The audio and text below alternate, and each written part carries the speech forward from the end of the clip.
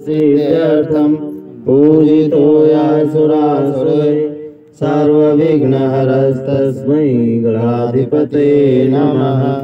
सर्वमङ्गलमाङ्गल्ये शिवे सर्वार्थसाधिके शरण्ये त्र्यम्बके गौरी नारायणी नमोऽस्तुते। शुक्लाम्बरधरं देवं शशिवर्णं चतुर्भुजं प्रसन्नवदनं ध्यायेत् सर्वविघ्नोपशान्तये। सर्वदा सर्वकार्येषु नास्ति सामङ्गलम् येषां हृदयस्थो भगवान् मङ्गलायतनो हरि।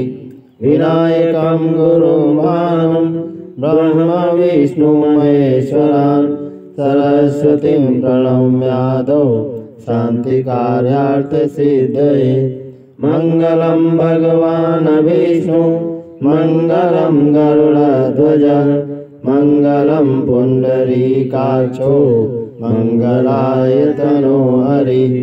त्वं वै चतुर्मुखो ब्रह्मा सत्यलोकपितामहः आगच्छ मण्डले चास्मिन् मम सर्वार्थसिद्धये।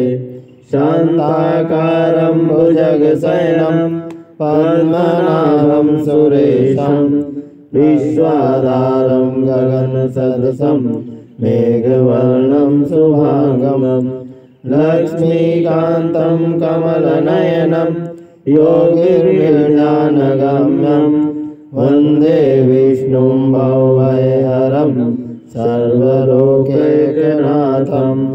वन्दे देव उमापतिं सुरगुरुं वन्दे जगत्कारणं वन्दे पन्नगभूषणं मृगधरं वन्दे पशूनां पतिं। वन्दे शूर्यशशाङ्कवर्णनयनं वन्दे मुकुन्दप्रियं वन्दे भक्तजनाश्रयं च वरदं वन्दे शिवं शङ्करम्। ॐ त्र्यम्बकं यजामहे सुगन्धिं पुष्टिवर्धनम् उर्वारुकमिव बन्धनान् मृत्योर्मुक्षीयमामृतात्।